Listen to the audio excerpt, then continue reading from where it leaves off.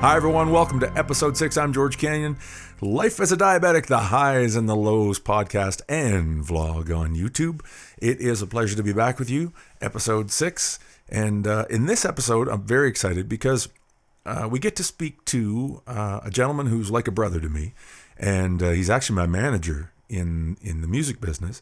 But he has been with me for a long time, and he's actually witnessed a lot with my diabetes and my control and when I'm on the road.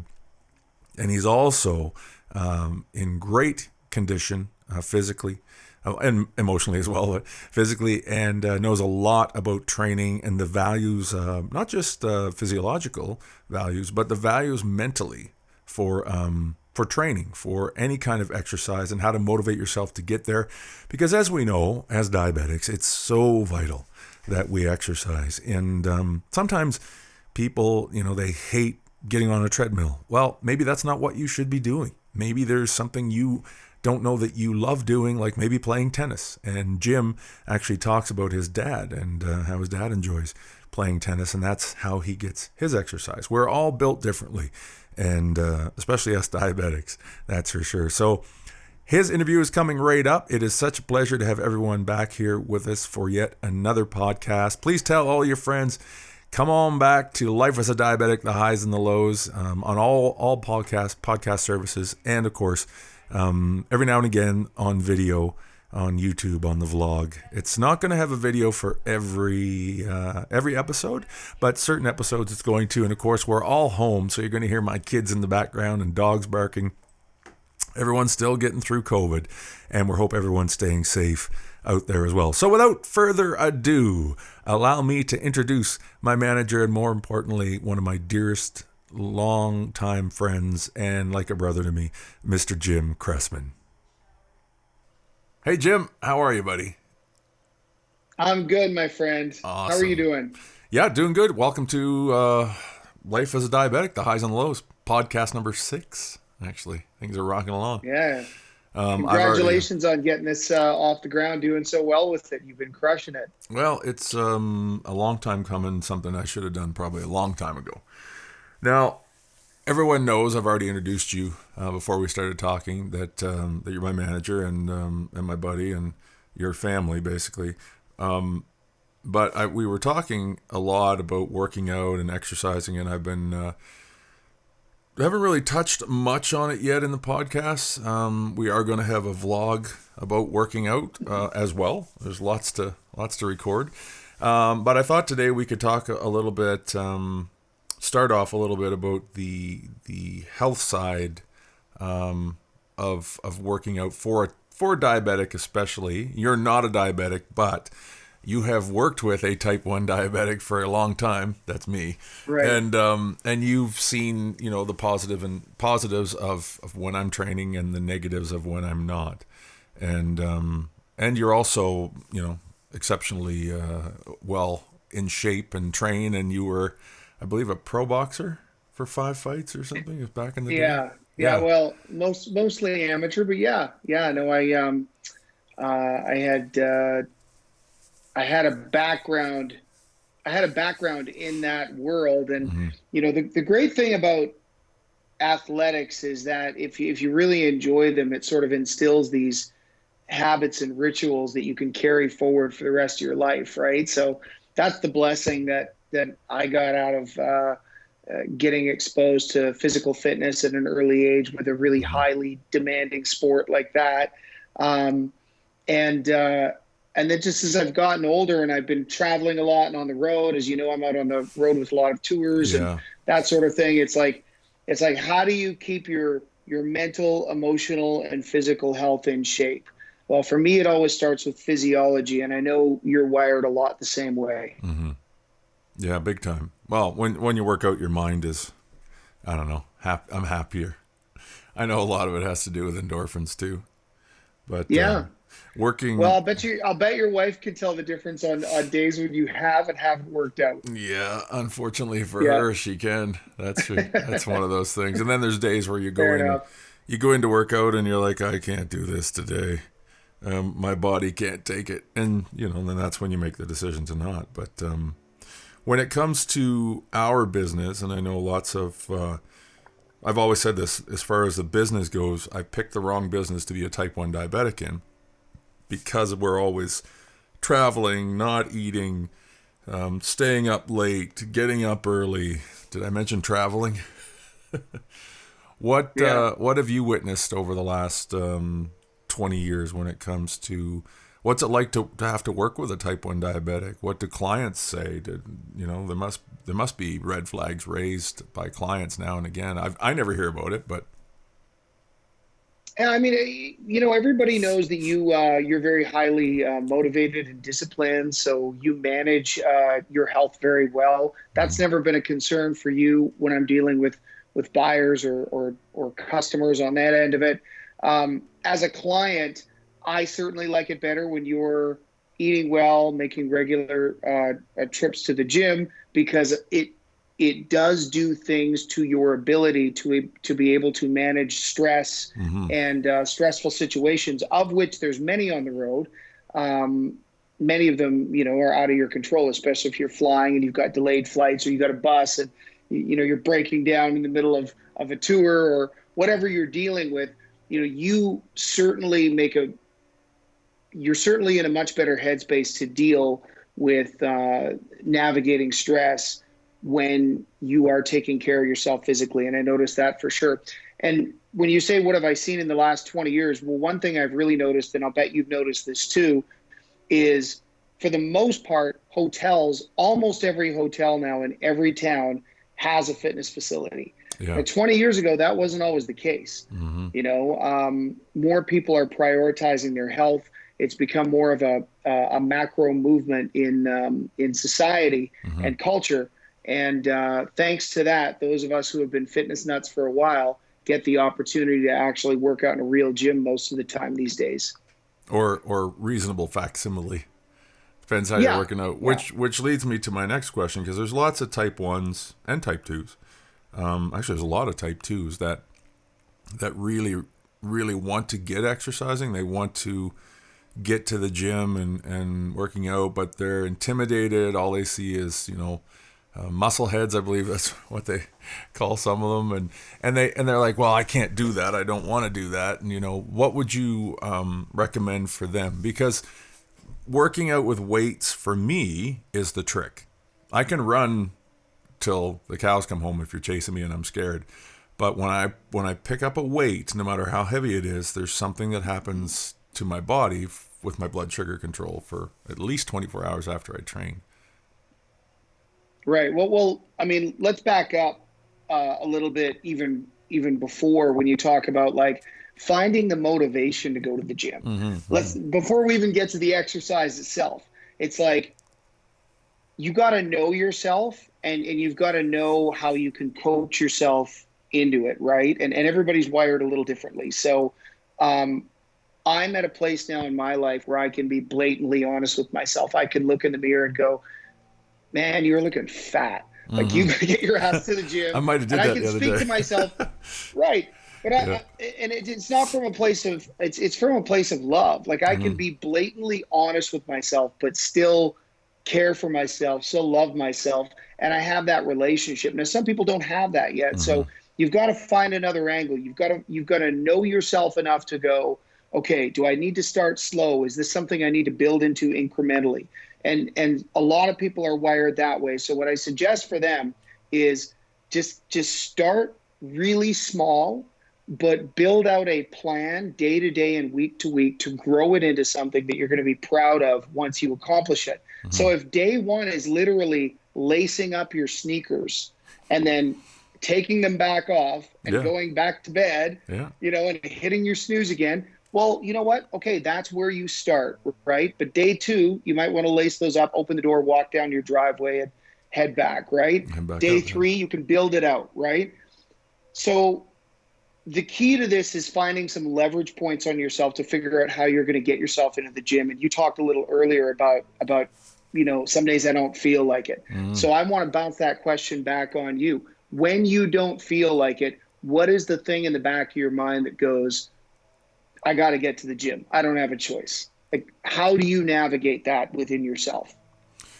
Oh, it's ramifications of not doing it, right? It's a consequence of what happens if I don't. And then once you start going, you get that workout high, if you will. I don't know what you want to call it, but it sort of feels like that workout high where you feel so good when you're done, even though you're exhausted, and you're not going to get that. That's not going to happen that day because you're not going to the gym. You know, you're going to feel sluggish, and you just find that. I never think about my blood sugar. I never think, well, if I don't go, I'm going to have issues with my blood sugar for 24 hours until I get to the gym. I don't think about that. I think more about the mental side of it. Right. And you're not going to be yourself emotionally or mentally if you don't get that good sweat in at some point during the day. Yeah, very much so. And your desire to be a better man, a better husband, a better father, a better individual to interact with probably is a massive motivator to get you to take that massive action you need to take to get into the gym. Oh yeah, definitely. Yeah, because diabetes is not something that you just live with. It's everyone around you lives with it as well. Right. Yeah. Well, like almost any chronic disease, right?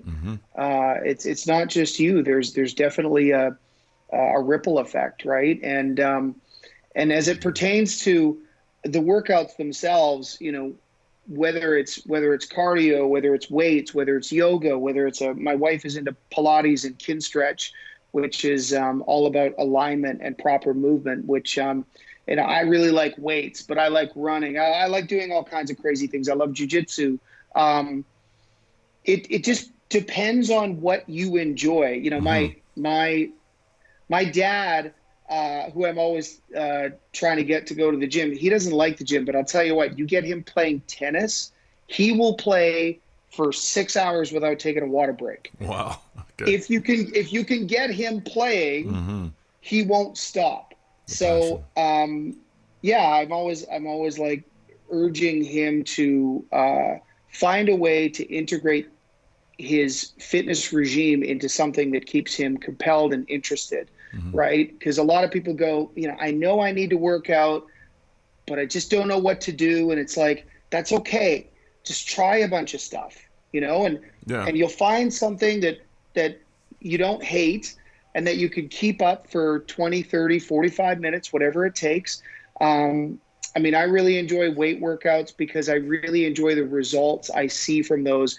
And I'm able to integrate a cardio component into the weights by supersetting, which means stacking the exercises back to back. As you well know, you've done that too. And we've done workouts together. So it's like a 40-minute workout, but you're soaking wet when you're done. Oh yeah, you feel like you ran a marathon. Yeah, you feel like you ran up a mountain. And so I really enjoy those because for me, that's a good compact way of getting what I need to get done and accomplished for the day within a 40-minute block, so I can go back to servicing my clients, booking and routing tours, enjoying time with my family, and everything else I have, every other obligation I have in my life that falls outside of taking care of my own physiology. I can get back to that if I'm not spending hours in the gym. And, I don't really want to spend hours at the gym. I enjoy it, but I don't enjoy it that much. No, I'm with you on that. I'm trying to figure out ways to get out of the gym quicker because you're in there some days for 90 minutes. It's a long haul. If people, because you every now and again you post these crazy workouts, and they're workouts that anybody can try to do. It's not like you have to have all this equipment to do them. Where do people go? Where do the listeners go to get to witness some of these workouts that maybe they want to try? Maybe it's something that they would enjoy. My Instagram account, which is Jim Cressman Invictus. Maybe we can pin the handle to this I'll podcast. Pin it for sure. Yeah, I'll put it up. That's where I usually post my workouts. I've got a really great home gym. I work out down there with my wife, with my daughters all the time, and then I also just want to back up a little bit and say that when it comes to working out, it's like everything else in life. It boils down to two things: consistency and intensity. Yeah. So when you're thinking about what you want to do and where you want to evolve yourself to physically, think about those two things. Am I being consistent and am I being intense? And by the way, it's okay if you're not intense in the beginning because you're going to get more intense as you get more competent. Yeah. Right. As you get more competent, right? Like, you don't want to go so hard that you're stiff for 2 weeks and you can't move, because that's really going to demotivate you. It does. But Yeah. intensity and consistency, and eventually your body starts to adapt. We're all created to adapt to our environment. And if your environment is, the iPad and the sofa and bonbons, well, your body's going to adapt to that, right? And No, it and if does. yeah, and if your environment is, some of that, which is fine. I mean, I like sweets as much as anybody else. But you're also forcing your body out of its comfort zone on a daily basis, or on a, 3-4 times a week. You're going to see results, because your body is going to have to adapt. It can't carry around the excess weight that it could carry around prior to you adapting and adopting those habits. So I'm just a really big fan of people figuring out what their thresholds are physically. And then I think that we really underestimate the mental health value of doing difficult things and surmounting what we previously thought was the insurmountable. So when I post these videos of workouts, sure, some of them are really hard, but you know what? I built my way up to those things a lot of times. I didn't just start there. And now that I can, do 45 chin-ups in a row, or last night I was doing a set of filthy 50s, so a bunch of different exercises where I would do 50 reps in a row. Yeah. Now that I've built myself up to that, it feels good to know that these are things I don't know if I could pull off in my 20s, and that just, again, fortifies your confidence. There's a backstop of self-assurance there. There's the feeling that you did some good hard work, right? Like, and I think we really underestimate the importance of those things. I'm not a huge fan of this Instagram hashtag "you are enough" culture, because sometimes you're not enough. Sometimes you got to work harder. Sometimes there's more things that you got to do. And if you're not honest with yourself about that, because you're too hung up on the bullshit of making yourself feel self-assured rather than stepping outside your comfort zone and proving to yourself what you're actually capable of, you're not going to feel good about yourself. You want to push that envelope every once in a while. I'm not saying people should injure themselves, but definitely push yourself to the edge. Yeah, and it's vital as a diabetic that you take on that mindset, because the more you do, the better you feel, and the more tighter your control is, and the longer your life is, God willing. That's, it's kind of how it works. Your organs don't suffer as much damage because your sugars aren't running consistently high, because you're able to keep them down. And patience. Now, what kind of damage does that do if you're not burning off that excess sugar? Your organs get beat up. Yeah, they get beat up when you have too much blood sugar in your body, especially in your bloodstream. Things like your kidneys, especially your liver. The organs take a kicking pretty bad. And and it's not like, oh my God, my sugar's 20 on one day, and what's going to happen? My kidneys, it's not that. It's when you run those numbers consistently over a time period. I have days where I wake up and my sugar's 16, and I don't know why. And I ask my endocrinologist, he's like, sorry, we don't know. Welcome to type 1 diabetes. But that's now, how does not stress consistent. affect you? Stress is nasty, and stress affects every diabetic differently. There's good stress, and then there's bad stress. And usually the fight or flight characteristic of the human being causes our sugar to go through the roof, because we have to be prepared to fight or flight. So the body prepares you, and it dumps a bunch of sugar in. Where you're concerned, your body's dealing with that sugar by releasing insulin. Where I'm concerned, there is no insulin.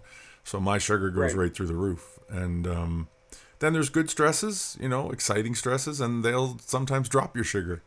So what's an example of that? A good stress? Yeah. A roller coaster? Okay. It's I more like euphoric. It's euphoric. Yeah, it's like a euphoric thing, or like you're kind of going, woohoo, that's exciting. Your heart rate's up, and and Yeah. your sugar drops. When Yeah. when your wife wears the exact right pairs of jeans, same Good, sort of thing. good stress. Yeah, Yeah, good stress. exactly. Yeah. It's funny though because physiological side of it is really important, but the mental side, the psychological side is huge, and that's what we just talked about, right? Is that, I mean, that exercise is just going to fuel your mind, and Well, and the finding other what you thing, love. George, is um, probably.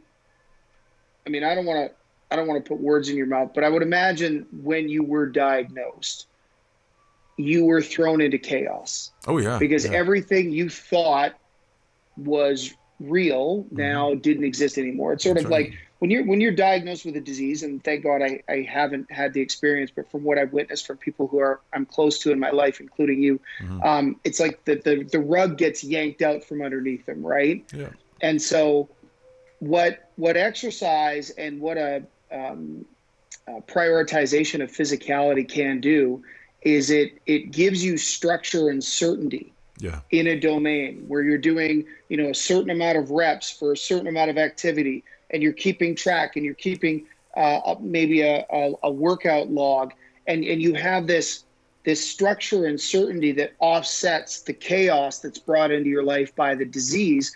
And that just has a bit of a mental antidote effect to everything that because it's like, okay, now I know I've got some structure and some discipline. yeah. So I know I can manage my physicality, which means maybe managing this disease isn't beyond me after all. And I've just seen you take such strong command of that over the years. And I would imagine that started at a pretty young age. It did, but not like it needed to, right? I went from 14, where mom and dad were right there, and making sure everything was good. And when I was 18 on my own, the arse fell out of it. Really, I mean, I didn't take proper care of myself. I was rationing my insulin, not testing my sugars, not exercising. I was on the road, eating at McDonald's at midnight. Nothing wrong with McDonald's, but back then there's no insulin pumps or any of that stuff or CGMs, and Yeah. but having like I remember when we started going to the gym. This is years ago on the road. That constant, consistent discipline of going did spill off into the control of my diabetes. I mean, yes, I felt better. So when you feel better, you want to maintain that. You want to continue to feel better.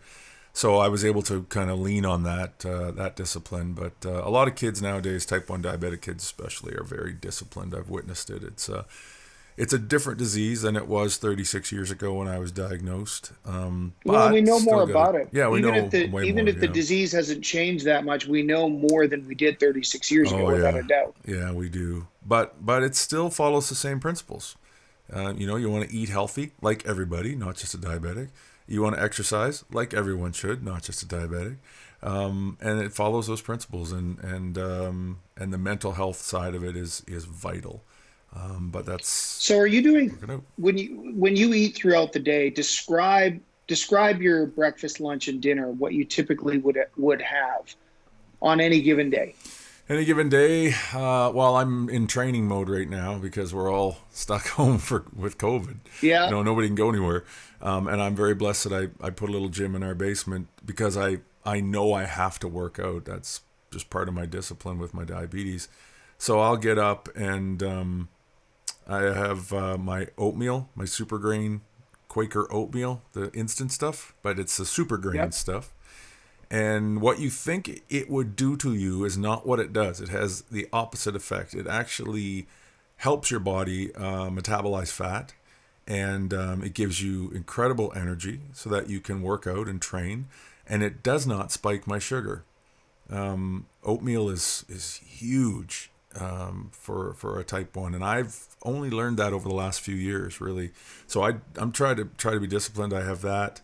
I have my protein shake, which has zero carb in it because carb is what I'm concerned with when it comes to my sugar going up. Right. And So what's in your that's it. protein shake? Just I use the New Zealand Whey? natural whey isolate. I think it's the only one that doesn't hurt Yep. my stomach. Yep. Welcome to being diabetic too, stomach issues. But that stuff is fantastic. There's no spike at all. You mix it with water, you shake it up. You don't even have to put it in a blender. You can drink it like you'd pound a glass of Gatorade. It's very thin. That's not, how So most no, shakes. no fruit, nothing like that. You don't blend a shake. No, I don't blend anything. I pound that after my workout. So I have my oatmeal. Yeah. Then 20 minutes later, I work out. And then probably about 20 minutes after my workout, because I usually don't want to have anything put in my stomach. This is all congruent with my sugar staying nice and level. Yeah. Because sometimes when I'm working out, my sugar just goes, poof. And I always carry a Gatorade with me. So if I have a Gatorade, I pound my Gatorade, and then my sugar comes back up. But if it all stays normal, that's what I do, and then that's it until usually until lunch, where I'll have a little bit of maybe I'll have some crackers. I don't really eat a lot of lunch. I'm too busy. And then supper is my main meal, as most of us, and that's it. And what do you have for supper generally? On a perfect dinner for you? Perfect dinner for me would be steak or fish. I'm a big steak or fish or chicken. Steak, fish, or chicken. Yep. Yeah. And outside of that, I just kind of keep an eye on what I'm eating for carbs, so I can tell my pump. And then some veggies. Oh yeah, always veggies. Yeah, always. Yeah. Veggies and salad. What's your favorite vegetable? I don't know. Carrots. Broccoli. Carrots. Oh yeah, carrots are good. Probably carrots. Good. Yeah, carrots and probably beans. Yeah, beans, peas, carrots. I'm that kind of guy. Yeah. But that's me, right? Well, you've done a good job, man. Everyone's different. Yeah. Well, listen. I mean, if you take a look at how active you are in different domains, how much energy you expend, how much you're on the road, obviously what you're doing something right. So I think it's really great for you to have this podcast to just share information, get experts on from different realms. And, I don't purport myself as a personal trainer, so don't get me wrong, but I've been in shape for over 30 years, and I'm on the road a lot too, usually 150 days a year. And I'm a big proponent of, I use some intermittent fasting when I'm on the road. So the way I avoid eating bad food is just by not eating it at all. I try and carry around or buy them when I'm on the road, raw almonds. I'm a big fan of almonds. I find that they've got just the right balance of fat, fiber, and protein for me. And they're a good healthy snack when you're sort of like in between meals. And then just sticking to a lot of meat and veggies on the road. I love having a protein shake, but you're right. You got to watch some of those proteins.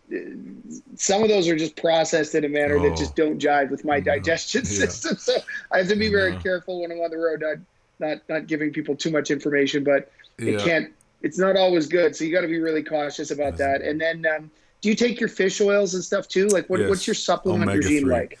I don't take much in the way of supplements. I take omega-3 and that's pretty much it. That's it with, I'm getting minerals and stuff in with the New Zealand isolate for sure. They've got some stuff in there. It's not just protein, but that's my go-to is my omega-3. That's it. Fish oil. That's great, man. That's what they used to give kids. Whatever you're doing, you're doing it well, man. You're Cod in the best liver shape of your oil. life. What do you weigh? What are you weighing these days? I don't even know anymore. I gave up weighing. I'm probably about 225. I was up to 231. Muscled up, but I leaned down a bit because I felt I was carrying a little too much weight, and so what I did was it's really weird. I ran every morning, not hard, just like, whatever you would call it, fast jog. Yeah. 20 minutes, 22 minutes straight. And I didn't just do that out of the gate. I ran and then I walked, and I ran and then I walked. And then I did that for 2 weeks straight on top of my normal workouts. I just added that in the morning when I first got up. Wow. I cut pretty fast. Yeah. But I think that's it's amazing time. And it's amazing how how you can have such a great effect on your physicality just by integrating something like that. That's like literally 20 minutes, which is not a lot of time. But when you add that up week over week over week, it starts to really put you in a calorie deficit situation, especially, given you're not eating a lot of food and you're lifting weights really hard. I've seen you work out. So, it's funny how just a little adjustment like that can make such a huge difference in a relatively short amount of time. It does. And I encourage people to go on YouTube and research as much as they can.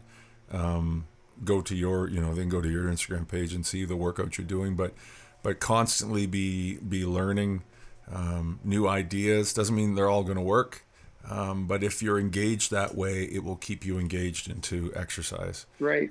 That's the other trick for me. If I find new stuff like, I'm going to try a bench press this way, or I'm going to try chin-ups this way, just that little bit of different training, just the thought of training differently gets me excited to go back to the gym and see what that's like, trying this or trying that. That's another trick for me. But it's been great, brother. Thank you so much for joining us here. And man, there's lots of information for people to get through on this one. That's a good thing. They can replay it. They can hit replay and kind of go through it and take notes, because I'm going to want to when I listen to this. So. Oh, listen, man, I really appreciate all the inspiration you're putting out there in the world through your music, through this podcast, doing everything you can to make the world a better place through your art and through your knowledge. So God bless you for that, brother. Thanks buddy. For having me on. You bet. Take care. I'll talk to you soon. You too. Bye. See ya. Well, a big thanks to Jim. That was awesome, man. I learned a lot, and I didn't know he was going to turn it around on me and ask a bunch of questions. That was a lot of fun. Thanks so much, everyone, for tuning in to Life as a Diabetic, the highs and the lows. I'm George Canyon, and we look forward to being with you again next week for episode 7. God bless, everyone. See you soon.